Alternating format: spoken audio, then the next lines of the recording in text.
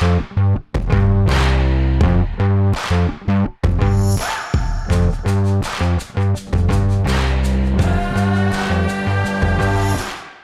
the Liars Club Oddcast, a weekly conversation filled with insights, tips, and secrets from the myriad of creative people who make stuff up for a living. Stay tuned and you could hear from New York Times bestselling authors, National Book Award finalists, debut novelists, screenwriters, musicians, composers, cartoonists, actors, stand-up comedians, line tamers, and all manner of creators who burn the midnight oil and sometimes their dinner. Whether you're a reader or a fellow writer, join us as we plumb the depths of the creative process for inspiration, semi-plausible stories, and a few laughs. So grab a libation, sit back, and spend some quality time with the creative folks who make stuff up for a living in a lively conversation with the Liars Club. All right, here we are, ladies and gentlemen, once again with the Liars Club Oddcast in our fourth and final installment of our Summer Writer's Block Party. And we're going to start off, we're going to talk today about, well, oddly enough, writer's block, which I think if out of all the questions we've ever gotten, it seems to me this is one that pops up a lot. That and the other question of where do all your ideas come from? Mm-hmm. That one. The fairies leave them. The fairies leave them behind in Yes, little buckets. Right. So, yeah. Thoughts? I mean, obviously we're sort of ending the whole series with writer's block. Why bother? Because Kelly doesn't believe it exists. Well, you'll that's find why that out. we ended with it because we were blocked. Because I think it John. it strikes a lot of people, particularly at the beginning of their careers, I think, and it really is debilitating. So I think it has to be addressed because plenty of good writers are really paralyzed by it. But I also think it's a giant umbrella term for at least half a dozen afflictions. It's not a thing. Agreed. It happens for different reasons at different parts of the process. So. And that's broke it down. Yeah. Yeah, I think so. In the piece we broke it in the roundtable, we did break it down a little because Mary actually brought up the point. I remember you. I think you talked about the fact that your writer's block happened. You didn't even have an idea. You were like you couldn't even. You were at the how to put the pen to paper, as I recall, and don't tell them how it ended. All right. Well, I did have writer's block that lasted 20 years. That's a long time. Fortunately, it was the first 20 years of her life, so she was only working with crayons anyway. It was a gap. It was a gap between 20 and 40 when I couldn't write. And it was And if you and ladies and gentlemen, if you want to know what it was that caused 20 years of writer's block, stay tuned for the Liars Club Roundtable on writer's block coming up next. All right, here we are. We are at a round table. Actually, we're at an oval table. We're around a table. Sort of around a table. Yeah, we're around a table. We're here, and we're in an interesting situation where we have no guest. We're actually having just the five of us sitting around, the liars around the round table, and we're here to discuss. Gee, I forgot. What are we here to discuss? I have a block. I don't know. Yeah. Ooh, and I'm handing it over to Gregory Frost. We're going to do a roundtable today. We're going to talk a little bit about the concept of writer's block, whether we believe in it, what we think it is, whether we think it's multiple things, which is personally my take on it. So I'm going to turn this over to Kelly Simmons. Oh, you're so funny. Do you believe in writer's block? No. Okay, why? No. I'm glad you asked why, because otherwise it would be a very short answer. It would, yeah. It was. It would be a very short podcast. Yeah. Hey, let's vote. Yes, no, yes, no. Okay, we're done. We're out of here. I think that what people call writer's block is actually a bunch of other things. Sometimes a person has ADD. Sometimes a person has a mental illness. Sometimes a person has... Can we dial that down a little bit? Yeah, right. Facebook. Intense fear of failure. Intense fear of Facebook. Yeah. And sometimes a person is just being lazy. And sometimes a person is hungry. I mean, there's a million reasons for it, but to me, it's just a catch-all phrase. And there's actually other things happening, and you have to identify what those are and then take care of them. So in other words, it does exist, but it's a catch-all phrase for a lot of subcategories. I don't believe in the title. I think writer's block is like Santa Claus. Yes. If you believe in it, it's real. That was Jon McGoran. But do you think it brings you presence in the night while you're asleep if you're a good boy? It takes away your presence. Okay. That's what it does. It does. Yeah. And your past and your future. It steals your joy. But I think it is a real thing. Some people experience it more than others, and I don't really experience it. But I respect the fact that other people, say they do, and that it's for real. I think that there's a couple of different things that are at play, and I think one of them, so when people ask me how to deal with writer's block or how I deal with writer's block, and sometimes writing is easier than others, and having a deadline can make you feel like you've got writer's block, but also help you on your way to work yourself through it. And I've found two things. You can either, if a particular passage is stymieing you, you can write around it, or you can write through it. And I think they're both legitimate and really helpful, strategies to deal with it. And if you just put a little filler, say, okay, this scene here, and I'm going to go and write a scene that I feel energized about, and that, I know where it's going, and that will be more easy for me to write, and then come back and write the more problematic scene, it might end up that scene doesn't really need to be, such a big thing. It might be that part of the reason that you were having a hard time writing was because it doesn't really need to be there. But it also might be that it does, and it'll be easier to write it when you come back. So I think sometimes it's just that the thing that you're trying to write is particularly tricky at that moment. But I think you're way ahead of some people, Jon, because only time I ever really had writer's block was before I had published a book, and I was. It's sort of what Kelly said a little bit. I kind of didn't... Mental illness.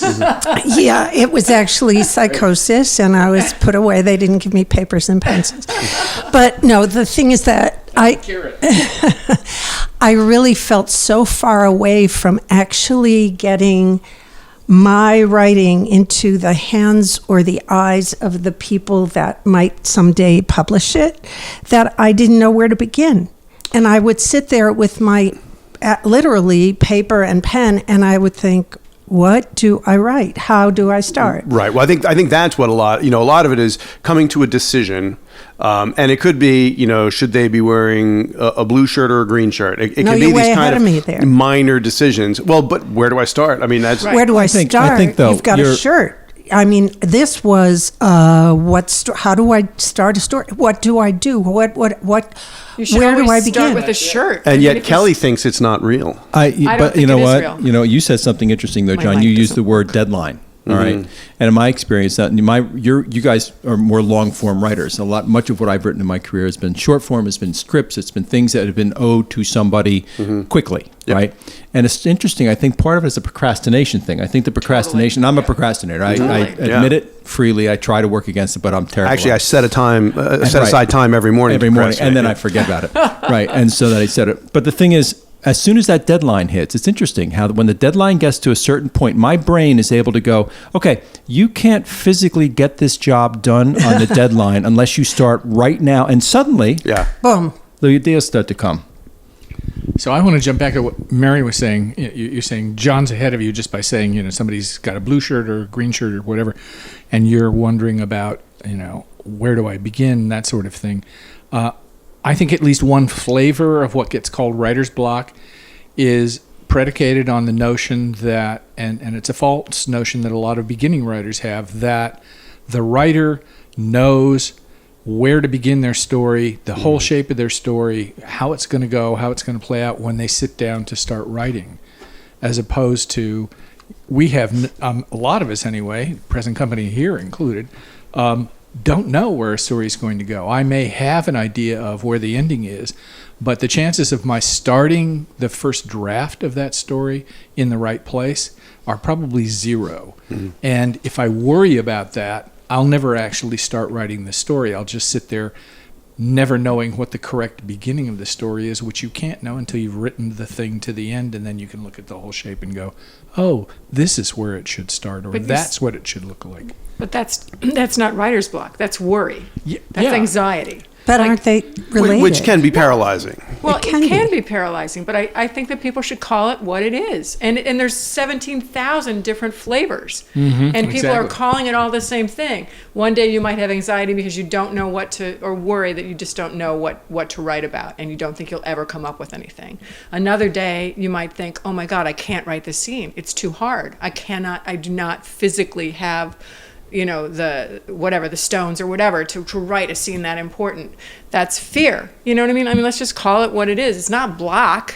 It's another barricade that you have to get over. And if you don't name it and understand it, Well, I don't know. I think it's- calling it We'll writer's call it block is- writer's barricade from now on. No, I like that you're breaking it down into different things for different people in different situations.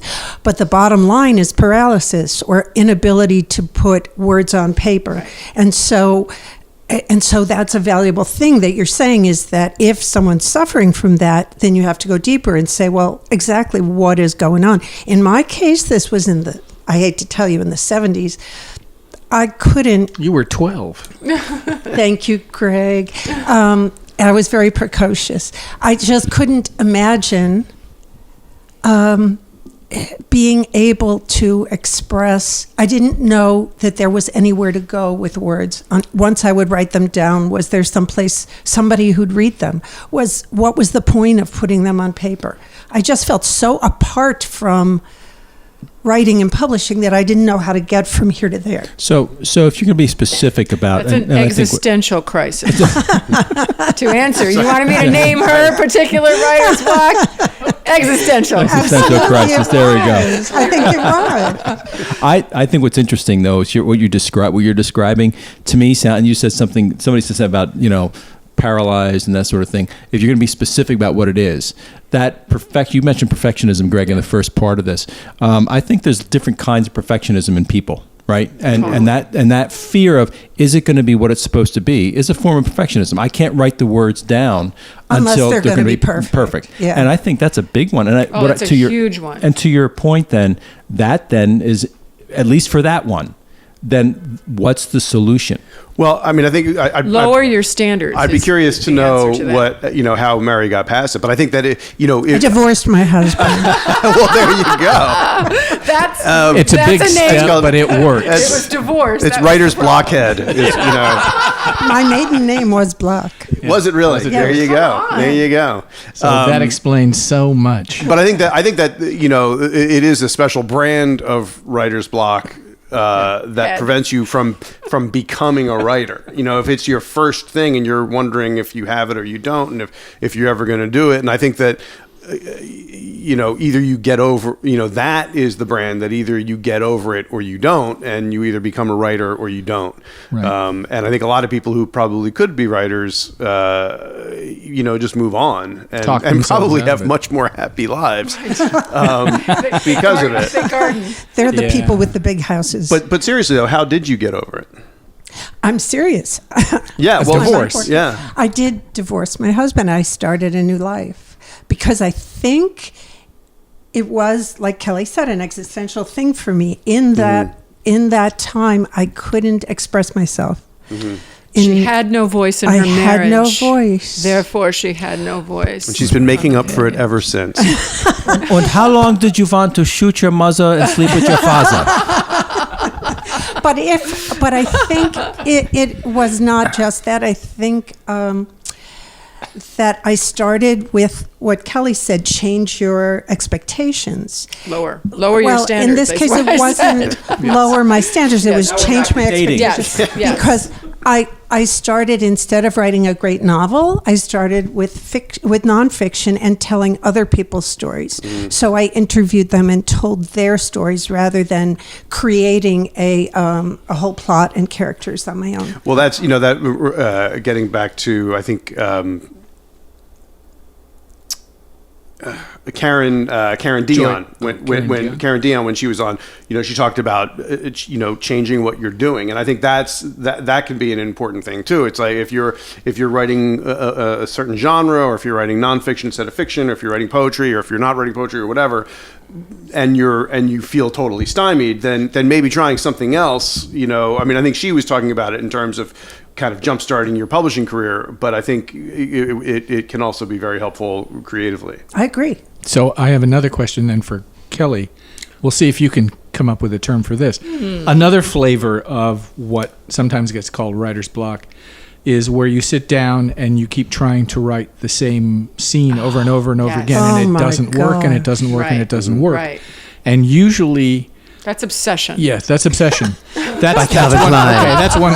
But Writer's cul-de-sac. I think frequently writer's cul-de-sac is an occurrence where you made a mistake in the previous scene or in the previous chapter, and it's now sort of like arrived, at the front of your mind, so you're actually aware of it. So you're unhappy with what you're doing, but that's not actually where the problem is. Right, Well, you've painted yourself into a corner. As Mary pointed out, though, that's getting ahead of you. That's pretty advanced to know that you made a mistake earlier that's impacted what... He's not saying you know it. No, Yeah, but I'm just exactly. saying, So you're yes. killing days It's not being able to get very anywhere. hard to know when you've made a mistake that you're... For sure. Well, and I think that, writer's block or barricade or whatever we're calling it, it can be a very different thing if you outline and if you don't. Because on the one hand, outlines can really help if you have predetermined where it is you're going. Makes it a lot easier to jump ahead to a scene that is more clear in your head and that you're more kind of amped about writing. But it also, if you've written this outline that, I think one of the things that kind of can really bog you down is if the outline's not really working and you get to a certain point in the story where you acknowledge that. And I do, people ask me when talking about outlines, they say, oh, well, what if the story changes? And it invariably does. I always end up, amending or changing my outline 2 or 3 times while I'm writing a book. But getting to that point where you realize that you have to, divert from the outline and kind of rethink things. That can slow you down. So can writing an outline, though. I think that's why so many people who are anti-outline are anti-outline, because it's basically saying you're not allowed to have a block. You have to sit down. You're not allowed to have any snags. You got to sit down and figure this whole shit out right now Before you start. Start. So, I think that is in and of itself a blockade. Yeah, and it's not for everyone, No, it's not. Because you really do. You pretty do. much write the book before you write the book. Yes, Well, and yeah. quickly. You don't have the year of sitting with your characters to figure out those decisions. You got to figure them out like that. But so much of it also is about just ass and chair and fingers Totally. on keyboard, Absolutely. and you can just start typing the slow lazy dog or whatever, the exercises, Wait, whatever. Wait, Yeah, right. so the ass on keyboard. Yeah, that's different. See, that's a different kind of block. Yeah, that is. Yeah. No, Yes, okay. on Xerox machine Right. No, also not good. helpful. Hey, look, there's an asterisk. interesting. There's an asterisk on my touchpad. So,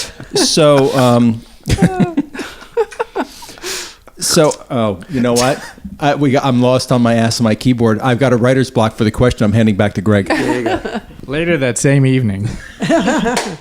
Yeah, okay, so that's true. I think there are people who are by nature outliners, and the most extreme person I can think of who's like that is Jeffrey Deaver, who, from what I read in an interview with him, will spend up to 200 pages writing the outline before he starts writing the novel. So all he needs are the thes. Yeah, exactly. Yeah, right. The thes and Few the occasional adjectives. adjectives Yeah. here and there, and he's done. Sprinkle that in, you're finished. That's like the extreme outliner, and there are people who are deathly allergic to outlines who are... The story dies if they outline it, because then they know everything that happens and they don't want to know it. There's no energy left. But both of those techniques, really applied to whatever works for you, is really a way of trying to make writing as as painless as possible.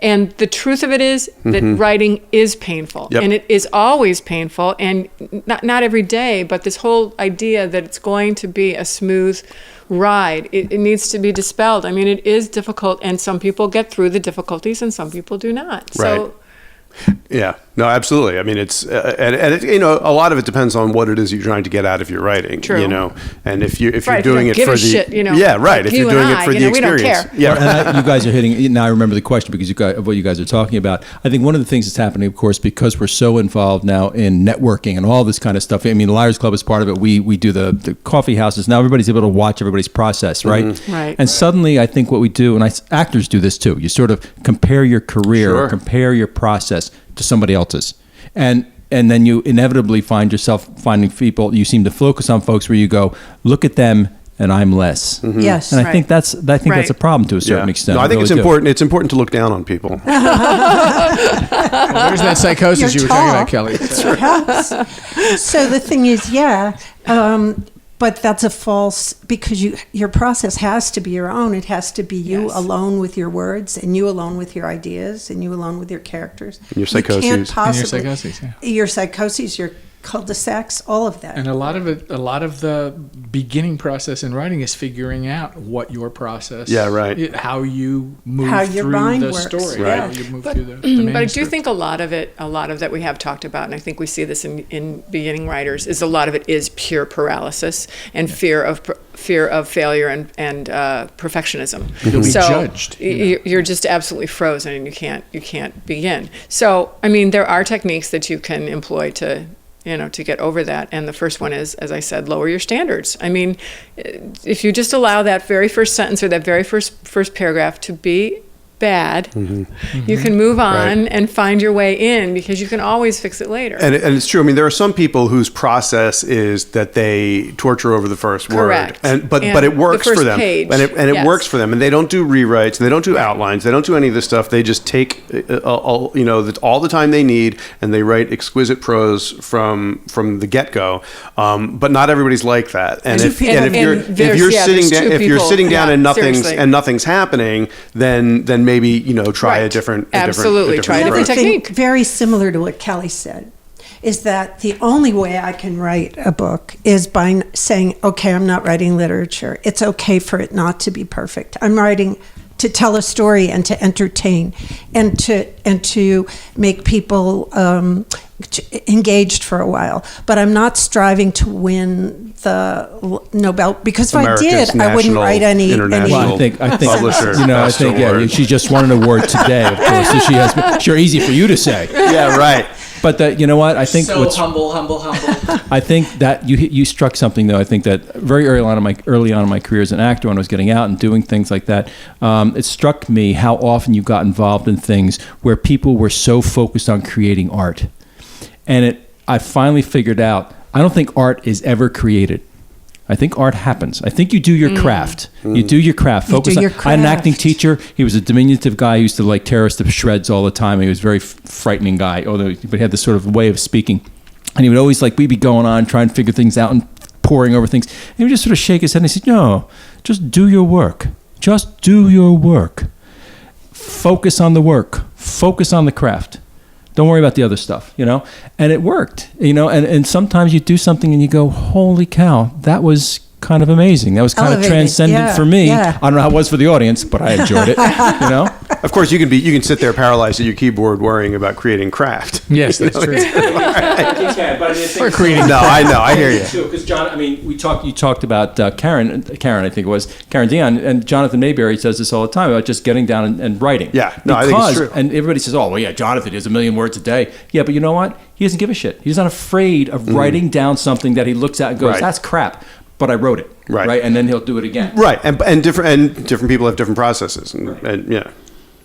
And I also think he's somebody who is gifted with the ability to hold the shape of his novel in his head. He just Yeah. seems to know Yeah. what comes next. Right. Yep. And he has such a good intuition about that. But here that we he go can just again. sit down and go. You can't compare. I'm not like that. Don't No. compare. You Don't even can't look compare. at that, Yeah. because it's just going to make you think, well, I suck. I can't do that.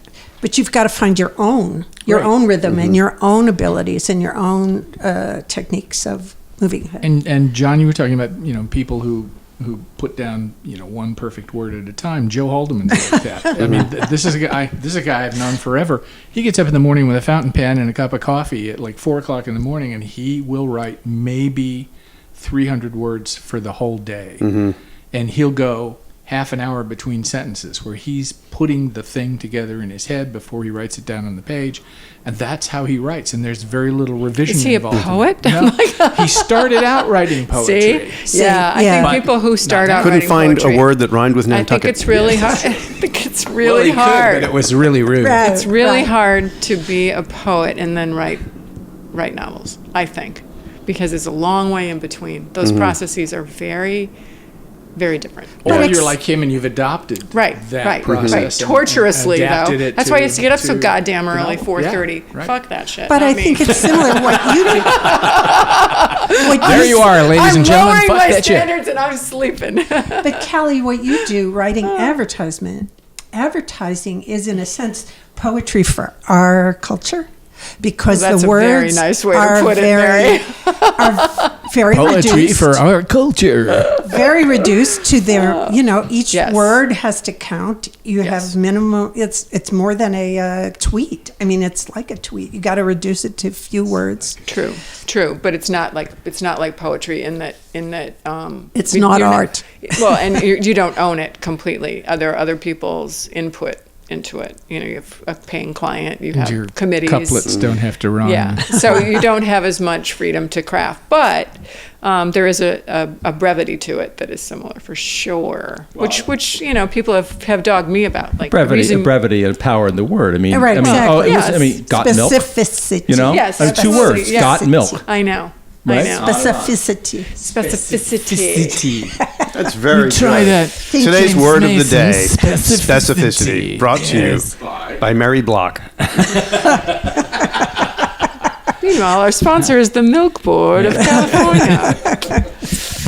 Well, one thing, getting back to kind of the nuts and bolts of getting through it, I've had a couple of projects that I've written that had really kind of tight, crazy deadlines.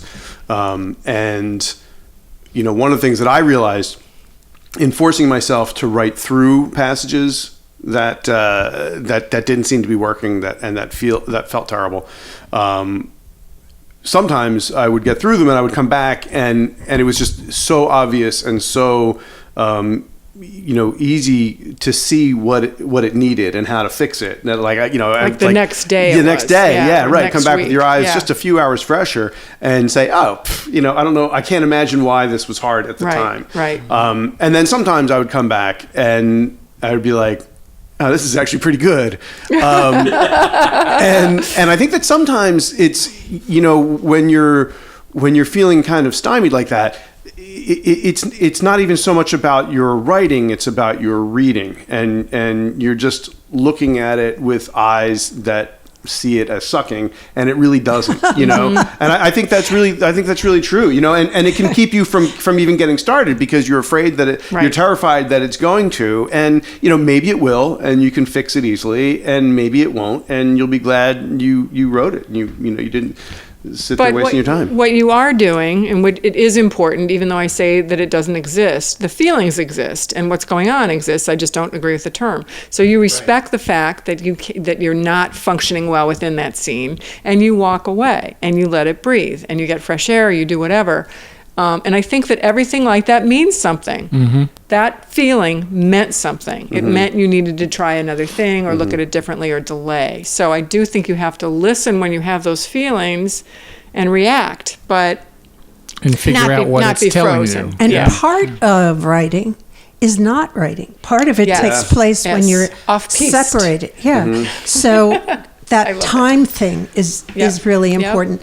And the other thing is, what about when you can't get started? Do you think there are exercises or prompts that will help people who are People do getting seem to love them. Isn't there somebody, one of us, I can't remember, talking about writing a scene from a different character's perspective? Is that what you're talking about, like that kind of thing? Yeah, I've heard that. if you have a scene, but maybe you need a scene to get started with. Yeah, What but I'm maybe saying. changing the point of view. Yeah, that you're maybe writing it changing from, point of and- view if yeah. you're in the middle of something. But if you're just trying to start and you have no start, then maybe I think that beginning writers love prompts. Yep. They seem to for sure. I Yeah. mean, there are lots of sites It's that are helpful. devoted. Yeah. I hate writing anything that is not like directly in aid of the project that I'm working on. Right, You know, it's right. like If words I'm not that are being not paid going for in. it, I'm Yeah. not you writing have it. a project you're working Yeah. on that Right. you know you're working toward a And goal I that need you're to going finish to get it paid promptly. for. Yes, Yes. Yeah, exactly. that's my prompt. I need to you have a finish it deadline. promptly. You're Yeah. already way Yes, once advanced again, from prompt. this state that I'm talking Right. about, which is wanting to start, being overwhelmed, Mm-hmm.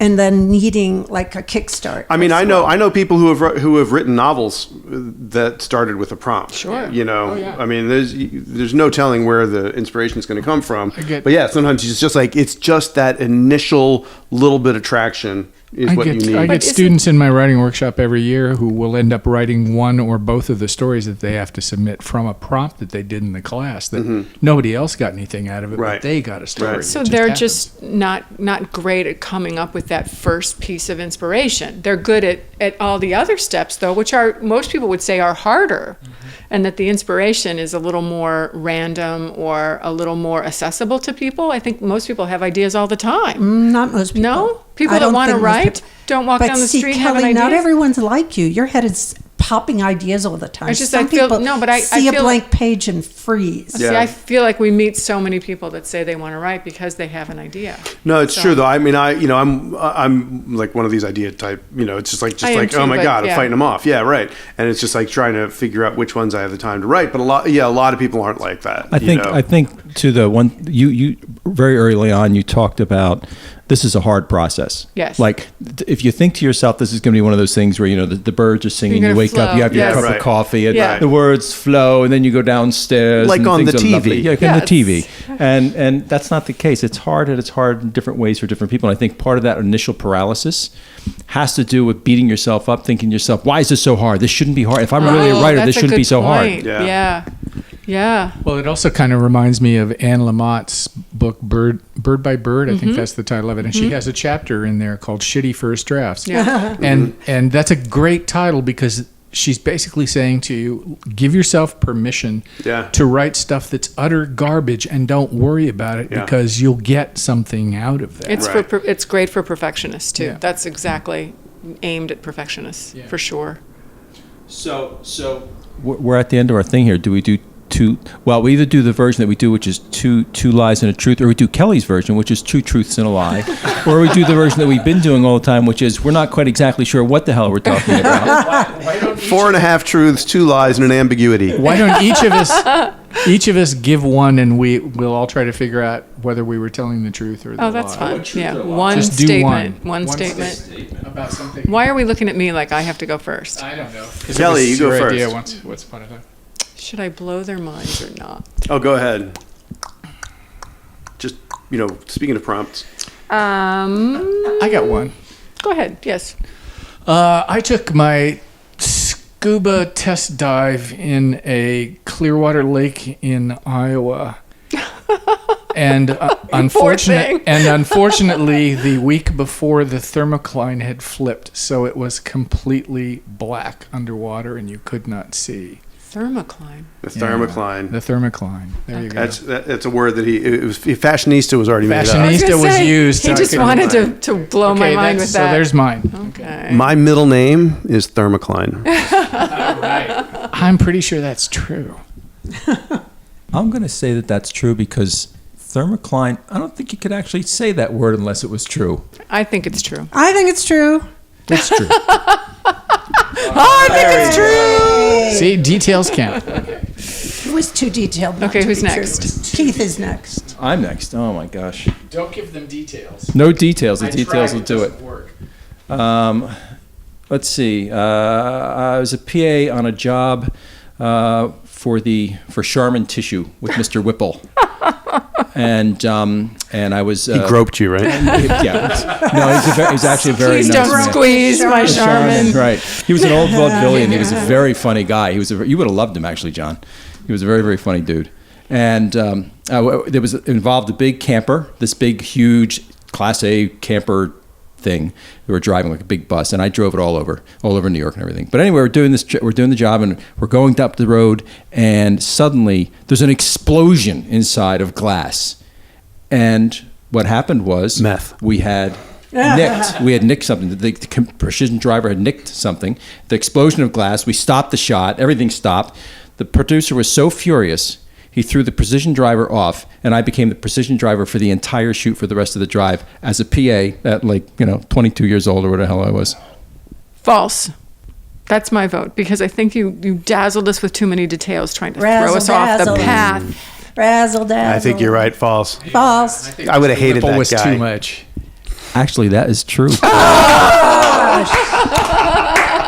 Your details worked and my details didn't. Damn you, Keith Strunk. Oh, man. Kelly Simmons. My life has been such an enormously exciting one that I just feel like you're never going to believe anything. That's I a tell lie. Can I go last? Yeah. No. I gotta go now? Okay, all right, I'll go I'm now. going last. All right. Oh, that's not fair. I know.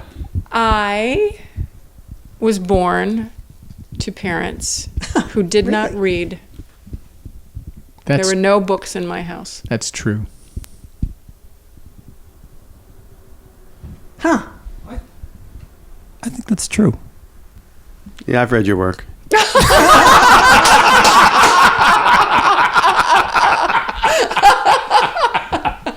Well, there's a vote. I gotta say false just because everybody else said true.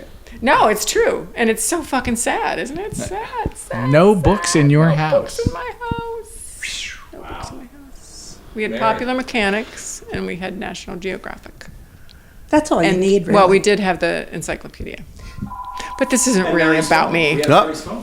So That's the Fuller I was Brush Man. published at age 6. Oh, I believe that. I think it's true. You were published at age 6. God, really? The nightstand. Wow. Kelly? Yes. Think she was published at age 6? I do. I don't. I think it's quite possible, and it probably was more likely in those days that It's Gutenberg. It was Gutenberg. You would have loved them. Back when the covered wagons were rolling, yeah. I remember them days. I mean, as opposed to now. Yeah. You wrote a dime novel when you were 6? Okay. False. False. Your phone's ringing again. And so, Jon McGoran. Are we doing this with the? With the phone doesn't matter. I like the background. I say I could phone it in. Yeah. Somebody already did. All right. When I was in a band in the False. mid '80s, we were playing one night at Grendel's Lair on South Street. Yeah. And it was a great night, playing on the first floor, which is the bigger room, and the place was packed. Everything was going great. And I'm looking out, and you can just kind of see people out there having fun. And in the middle of one of our songs, everybody in the place turns around. And all of a sudden, we're just playing to the backs of everybody's heads. And then the song ended, and then everybody turned back, and we went on with our set. And we found out later that Eric Clapton had walked in and took him on. And walked right back out when he did. heard you. Yeah. Right. That's a lie. True. I'm going to go for true, too. I'm going to go for true because that sounds like a good performer's story. It's true. Yeah. Right. It was during Live Aid. We played that night, so I he see. came hit South Street. That's it. Thank you, everybody, for joining us, and thank our guests, whoever they are. Whoever kept calling. Yeah, whoever kept calling, our guests who were trying to call in, and that's it. Don't know it's not a call-in show. Bye. Let's clap for ourselves.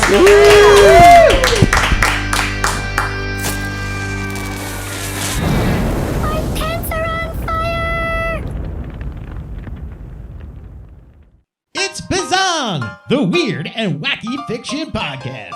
With me, your host, Mr. Frank. Every Monday, we're talking to everyone who's anyone writing weird and wacky fiction. So if you enjoy reading funny and strange books, or you enjoy writing funny and strange books, join us on Bazong each week to learn along with Mr. Frank. Bazong every Monday, a part of the Project Entertainment Network. Bazong! Bazong! Bazong! This has been a presentation of the Project Entertainment Network.